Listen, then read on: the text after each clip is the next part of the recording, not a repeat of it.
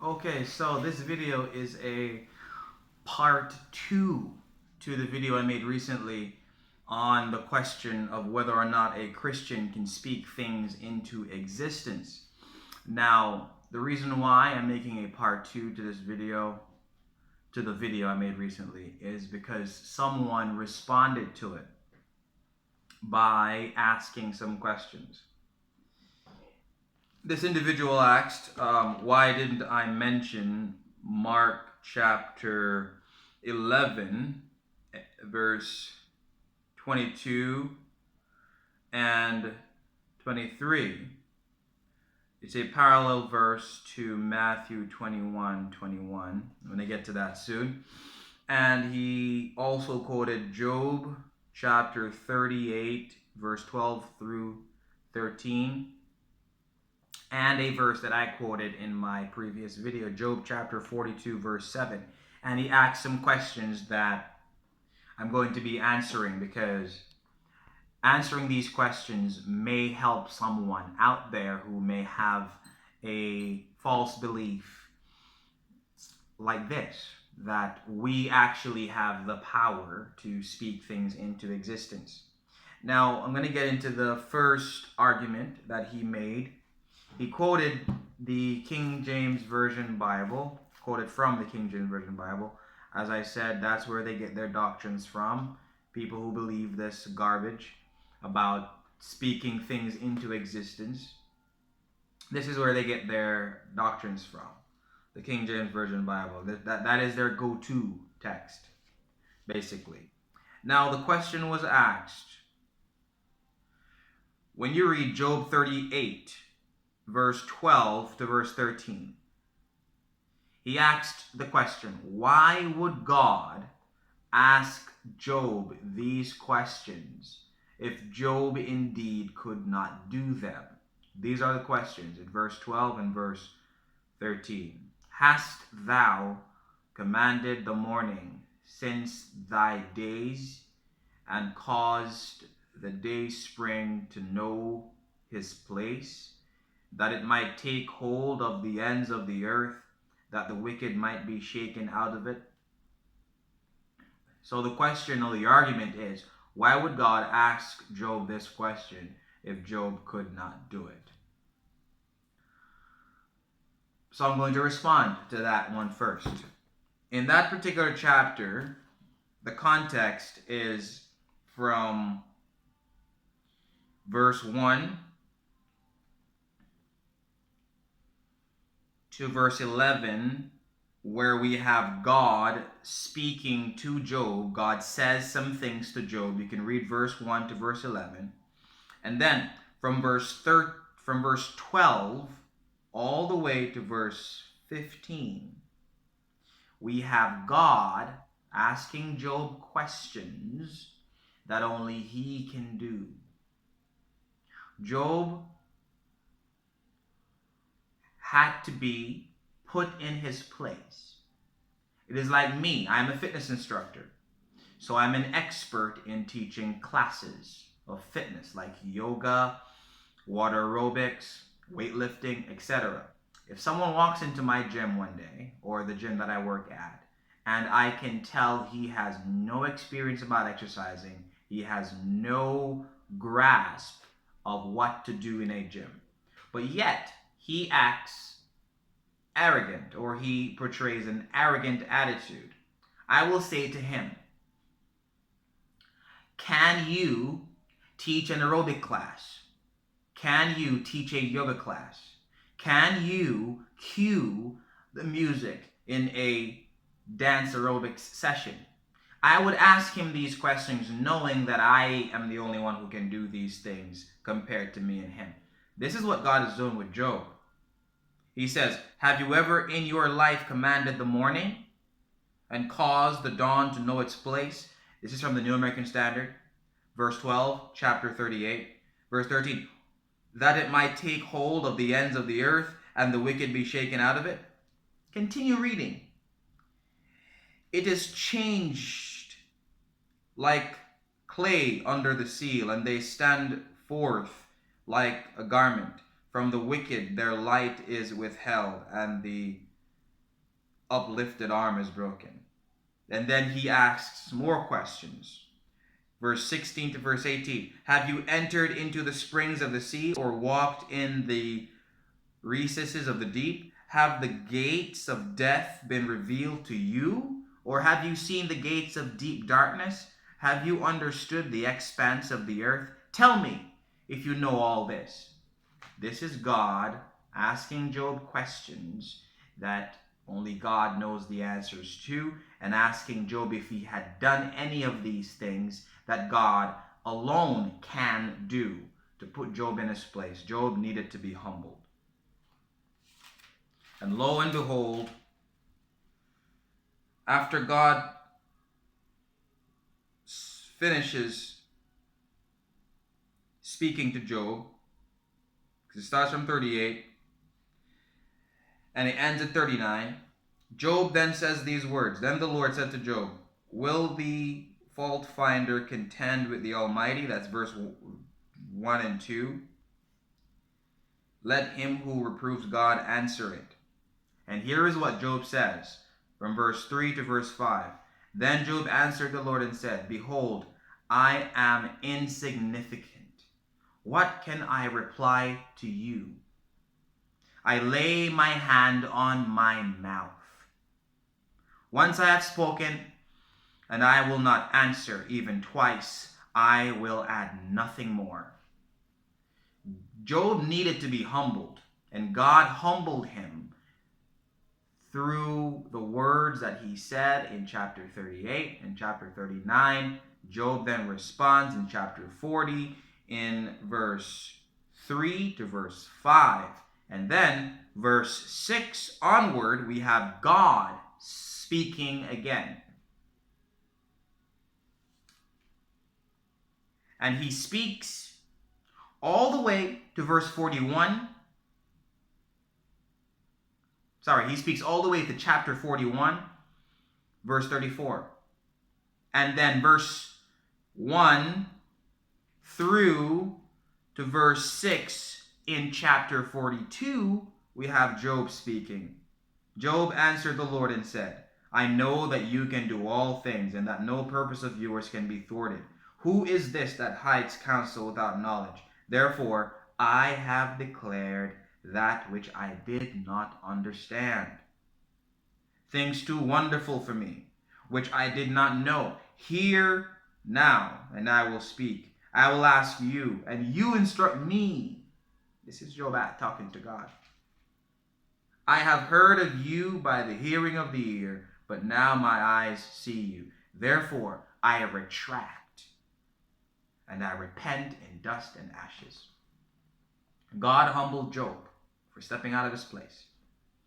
So, to my brother who responded to my video about why God would ask Job these questions if Job could not do these things, that's the answer. Read the entire chapter 38, read chapter 39, look at what Job responds and what Job says to God in chapter 40, verse 3 through 5, and then listen to what God says from verse 5 all the way to chapter 41, verse 34.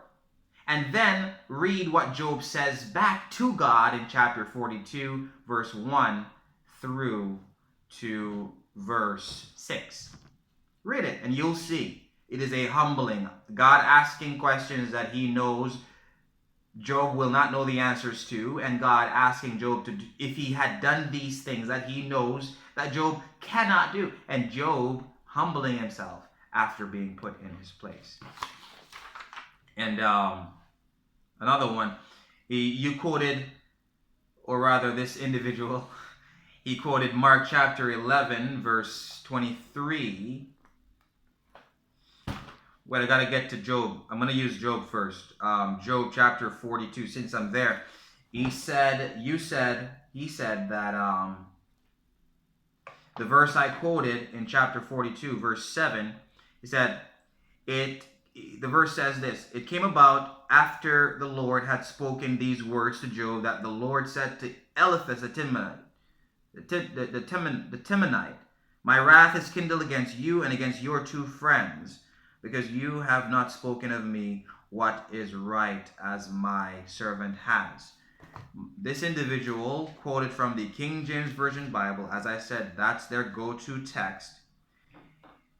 To which he said, these words read, and it was so that after the Lord had spoken these words unto Job, the Lord said to Eliphaz the Temanite, my wrath is kindled against thee and against thy two friends, for ye have not spoken of me the thing that is right, as my servant Job hath. Now he says that the Lord said the thing and not things, which means that not all of what the friends said were wrong, which I agree. Not all of what the friends said were wrong. There are some things that they said that were true. If you read the book of Job, you will see.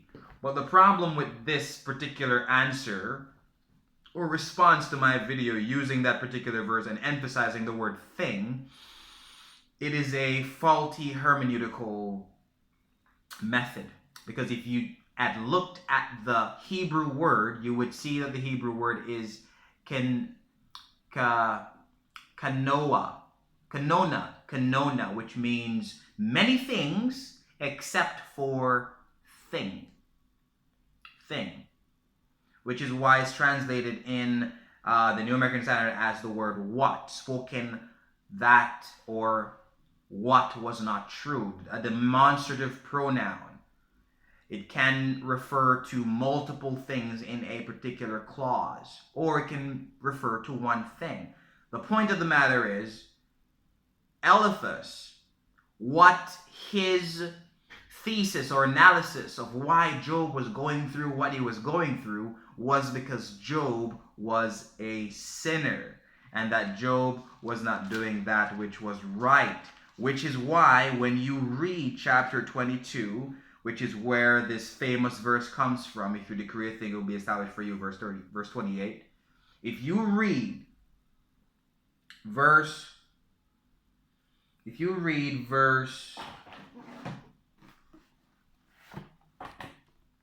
5, we hear the words of Eliphaz. He says this, is not your, that's Job, you Job, is not your wickedness great, and your iniquities without end?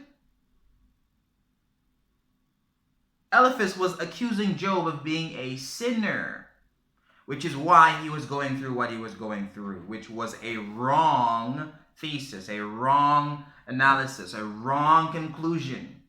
And a conclusion can be a thing, a singular thing, whether or not more words are said in the clause or in the argument.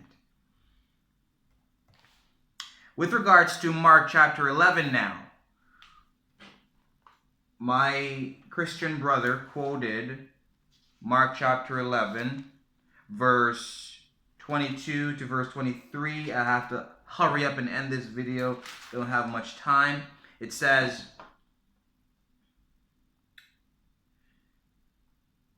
Jesus answered, saying to them, have faith in God.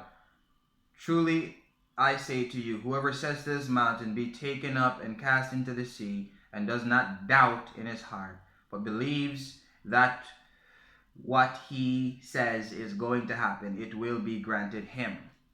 And the parallel passage is in Matthew chapter 21, verse 21, which says almost the exact same thing. It says, Jesus answered and said to them, truly I say to you, if you have faith and do not doubt, you will not only do what was done to the fig tree, but even if you say to this mountain, be taken up and cast into the sea, it will happen.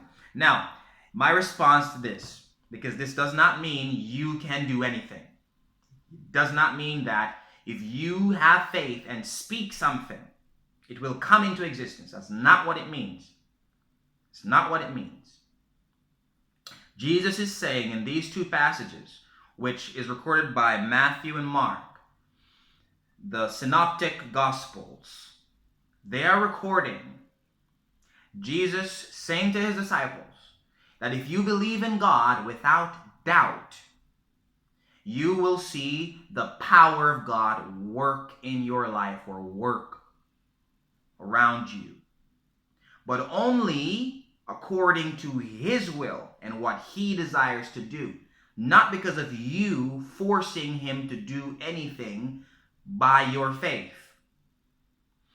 And this faith that comes without doubt, or this faith that has no doubt, the faith that has no doubt is the faith that comes from God. John chapter 8, verse 29 brings this out for us. John chapter 8, verse 29.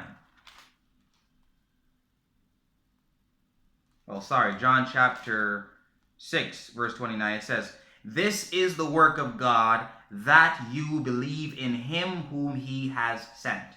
It is the work of God that you believe. And the faith that God gives you is the faith that has no doubt, and that faith will show the working of God in your life. It is all about God and his power and his glory, not about you. You can't speak anything into existence. Nothing at all is in you that can do that. Only God can do that. And he does that according to his will, not because your faith forced him or coerced him to do anything. So I hope that these verses that you quoted have a satisfactory response, my brother. To the person who responded to my video on Facebook, I posted it on Facebook and responded. This is part 2 of the video, Can Christians Speak Things into Existence?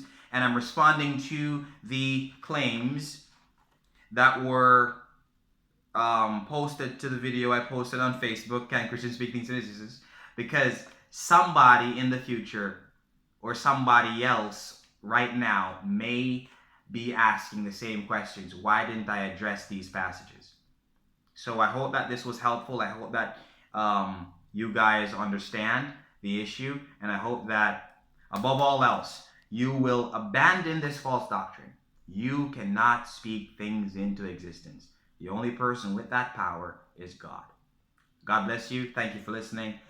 Like, subscribe, share, and keep up.